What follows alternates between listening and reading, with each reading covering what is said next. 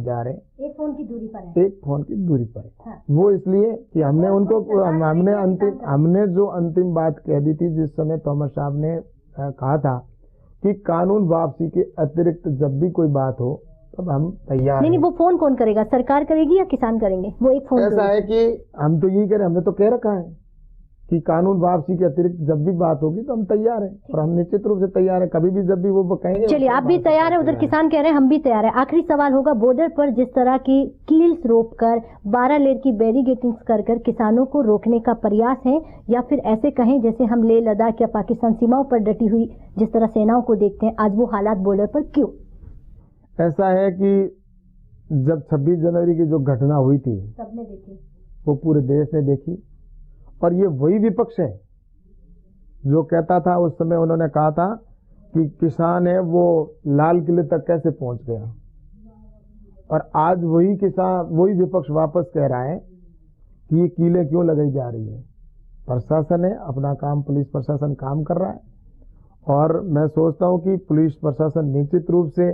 उस समय जो घटना हुई थी उसको वापस पुनरावृत्ति नहीं हो, इस दृष्टि से पुलिस प्रशासन अपना काम कर रहा है,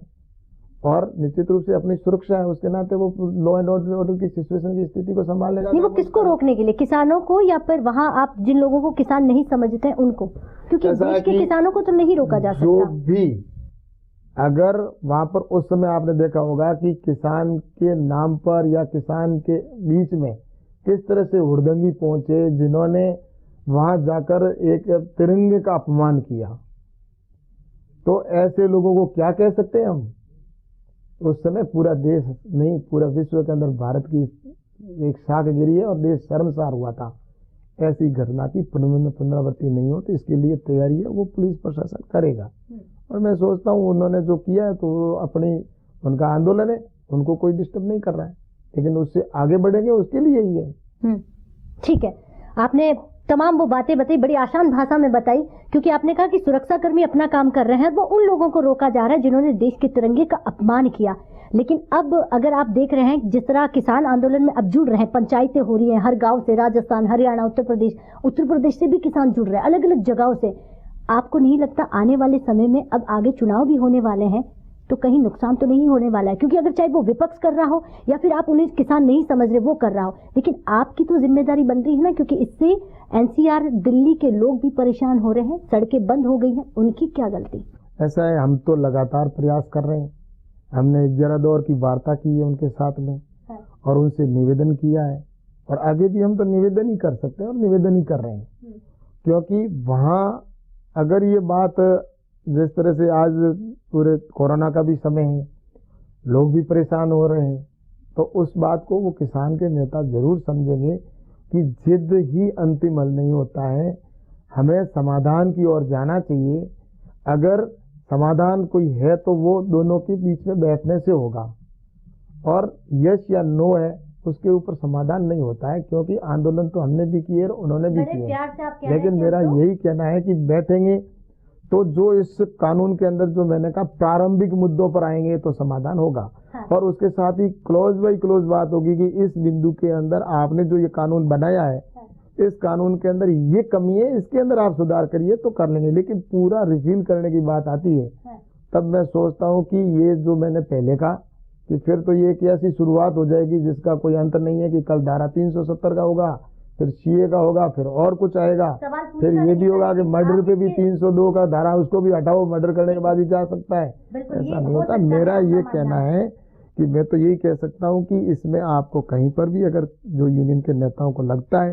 तो उसके लिए भारत सरकार वो हमेशा खड़ी है और उसके लिए समाधान करेगी। बाकी मैं तो ये कहता हूँ 60 साल कांग्रेस ने शासन किया, उनका देख लिया ना, उन्होंने क्या किया किसान के लिए। किसान के लिए ना वो कभी फसल बीमा योजना प्रारंभ की, 60 साल की कांग्रेस ने क्या किया, छोड़ देते हैं ना हम। आज भारतीय जनता पार्टी है, वो क्या कर रही है, हम उस पर आ जाते हैं, उनको छोड़ देते हैं। मैं क्या कह रहा हूँ कि आज नरेंद्र मोदी जी की सरकार ने, आपने इस बजट के अंदर भी देख लिया, चाहे किसान सम्मान निधि के तौर पर पहली बार किसान के खाते में पैसा डालना प्रारंभ किया है, ये किया जा रहा है। मैं तो ये भी बुरा नहीं मानता, मैं तो ये कहता हूँ कि मांगा जाता है या कहा किसे जाता है, जो करता है। नरेंद्र मोदी जी की सरकार है वो किसानों के हित में कर रही है, और इसीलिए किसानों को उम्मीद है कि हमें कुछ मोदी जी से ही मिल सकता है। मोदी जी की सरकार से। तो मैं सोचता हूँ कि उनकी सोच है, और कांग्रेस ने कुछ किया नहीं 60 साल, या यूपी की सरकार ने कुछ किया नहीं, इसलिए उनको उम्मीद नहीं थी, ऐसा नहीं हुआ। लेकिन अब मैं कह सकता हूँ, भरोसा दिलाता हूँ किसान भाइयों को, क्योंकि मैं भी किसान हूँ और किसान का बेटा हूँ, और मैं दावे के साथ में कह सकता हूँ कि हमारे केंद्रीय मंत्री माननीय तोमर साहब जी और पुरुषोत्तम जी रूपाला जी ने, हमने यहाँ पर बैठकर और अधिकारियों के साथ बैठकर इस बात का पूरा ख्याल रखा है कि किसी प्रकार का कोई भी इन कानूनों के अंदर किसान का विरोध का शब्द नहीं होना चाहिए। यहाँ तक कि कुछ विषय आए थे बीच में कि अगर किसान अपनी फसल के एग्रीमेंट से मुकर जाता है तो उसको चाहे 3 महीने की भी सजा हो, लेकिन होनी चाहिए, ऐसा कुछ आया था। लेकिन हमने कहा कि इस कानून में चाहे किसान अगर एग्रीमेंट से मुकर जाता है, मना कर देता है या पैसा एडवांस भी नहीं देता है, तो भी किसान के खिलाफ कोई कार्रवाई नहीं होनी चाहिए, क्योंकि नरेंद्र मोदी जी को भरोसा है कि किसान कभी गलत नहीं कर सकता। चाहे वो आज आपने देखा होगा किसान के खाते में पैसा देने का हो, चाहे आज 0 बैलेंस पर खाते खोलने का विषय हो, क्योंकि मोदी जी को विश्वास है कि देश का किसान है वो आज कहाँ भरोसा है नेताजी, इसीलिए मंत्री जी कहाँ भरोसा। अभी आप ही की सरकार कह रही है कि लाल किले का अपमान किसानों ने किया, लेकिन किसान नाम क्यों जुड़ रहा है? वो किसान तो नहीं हो सकता। मैं यही तो कह रहा हूँ ना कि जिस तरह से किसान ऐसा नहीं कर सकता। हाँ। किसान के नाम पर राजनीतिक रोटियां सेकने वाले या ऐसे असामाजिक तत्व जो उस लाल किले के ऊपर चढ़े, जिन्होंने देश को शर्मसार किया है, तो ऐसे हमने ये चीज पहले ही कहा था किसान यूनियन के नेताओं से, और उनसे बात हुई थी कि आपके आंदोलन के अंदर कुछ ऐसे खालिस्तान के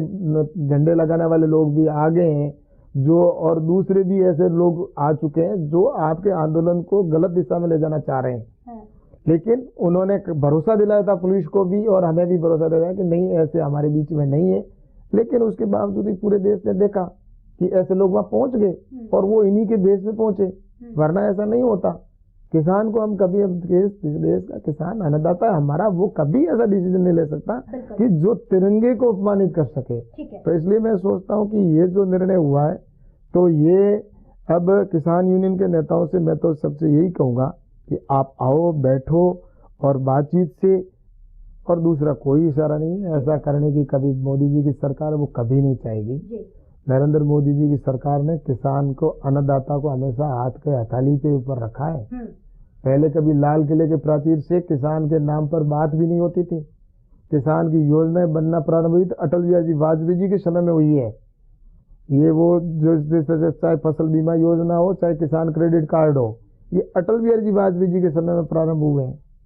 वरना आप जानते हैं पहले तो किसान को सिर्फ मोहरा बनाया जाता था, किसान के नाम पर राजनीति होती थी, और उसके बाद में अगर किसानों के लिए नए रिफॉर्म आए तो वो नरेंद्र मोदी जी की सरकार में आए। इसलिए मैं आपको कहता हूं कि आज